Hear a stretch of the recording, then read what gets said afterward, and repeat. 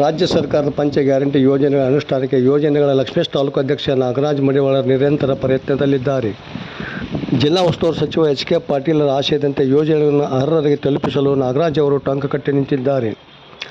ಶುಕ್ರವಾರ ಲಕ್ಷ್ಮೇಶ್ ತಾಲೂಕು ಪಂಚಾಯಿತಿ ಕಾರ್ಯಾಲಯದಲ್ಲಿ ನಡೆದ ಸಮಿತಿ ಸಭೆ ಉದ್ದೇಶಿಸಿ ಅವರು ಮಾತನಾಡಿದರು. ರಾಜ್ಯ ಸರ್ಕಾರದ ಪಂಚ ಗ್ಯಾರಂಟಿ ಯೋಜನೆಗಳಿಂದ ರಾಜ್ಯದ ಬಡಜನತೆ ಬಾಳಲ್ಲಿ ಬೆಳಕು ಮೂಡಿಸಿವೆ. ಎಷ್ಟೋ ಮಹಿಳೆಯರು ಆಕಳು ಎಮ್ಮೆ ಸಾಕಿಕೊಂಡು ಬದುಕು ಕಟ್ಟಿಕೊಂಡಿದ್ದಾರೆ. ಇನ್ನು ಕೆಲವರು ಟೈಲರಿಂಗ್ ಮಷಿನ್ ಖರೀದಿಸಿ ಜೀವನ ರೂಪಿಸಿಕೊಂಡಿದ್ದಾರೆ ಎಂದು ಅವರು ತಿಳಿಸಿದರು. ಈ ಸಂದರ್ಭದಲ್ಲಿ ಇಒ ಕೃಷ್ಣಪ್ಪ ಧರ್ಮರ ಯೋಜನೆ ಅನುಷ್ಠಾನ ಸಮಿತಿ ಸದಸ್ಯರು ಇದ್ದರು. ವರದಿ ನಾಗರಾಜ್ ಹಣಿಗೆ, ಪ್ರಜಾಧ್ವನಿ, ಲಕ್ಷ್ಮೇಶ್ವರ. ಅದರ ಜೊತೆಗೆ ನಮ್ಮ ಜಿಲ್ಲೆಯ ಉಸ್ತುವಾರಿ ಮಂತ್ರಿಗಳಾದ ಎಸ್ ಕೆ ಪಾಟೀಲ್ ಸಾಹೇಬರು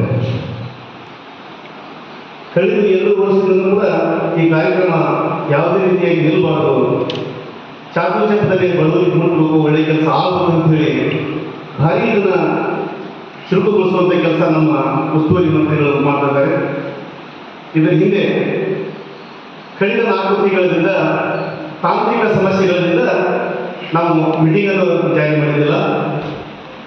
ಹಾಗಾಗಿ ನಮ್ಮ ಜಿಲ್ಲೆಯಲ್ಲಿ ರೋಣ ಮತ್ತು ವಿಜಯನಗರ ಲಕ್ಷ್ಮೀಪುರ ತಾಲೂಕು ತೆಗೆಸಲು ಅಂತ ಇತ್ತು. ಮೊನ್ನೆ ಸರ್ಕಾರ ನಿಯಮಾವಳಿ ಪ್ರಕಾರ ಆದೇಶವನ್ನು ಮಾಡಿದೆ.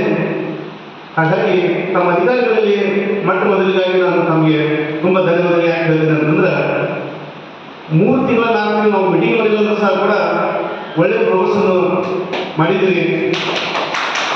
ನಮ್ಮ ಸದಸ್ಯರು ಫೋನ್ ಮಾಡಿ, ನಾನು ಫೋನ್ ಮಾಡಿ, ಸಾರ್ವಜನಿಕ ಸಮಸ್ಯೆಗಳನ್ನು ನಾನು ಫೋನ್ ಮಾಡಿದಾಗ ಸ್ಪಂದಿಸಿ ಒಳ್ಳೆಯ ಕೆಲಸವನ್ನು ಮಾಡ್ತಿದ್ದೀರಿ. ಯಾವ್ಯಾವ ಕೊಟ್ಟು ಬಡವರಿಗೆ ಅನುಕೂಲ ಆಗ್ತದೆ ಅನ್ನೋದ್ರ ಬಗ್ಗೆ ಅವ್ರು ಚರ್ಚೆ ಮಾಡಿ ಅದು ಮಾಡೋದು. ಗ್ರಾಮ ಪಂಚಾಯತಿ ವೈಸ್ ಅಡ್ಡಾಡುವಂಥ ಆದೇಶವನ್ನು ಸರ್ಕಾರ ಹೊರಡಿಸಿದೆ.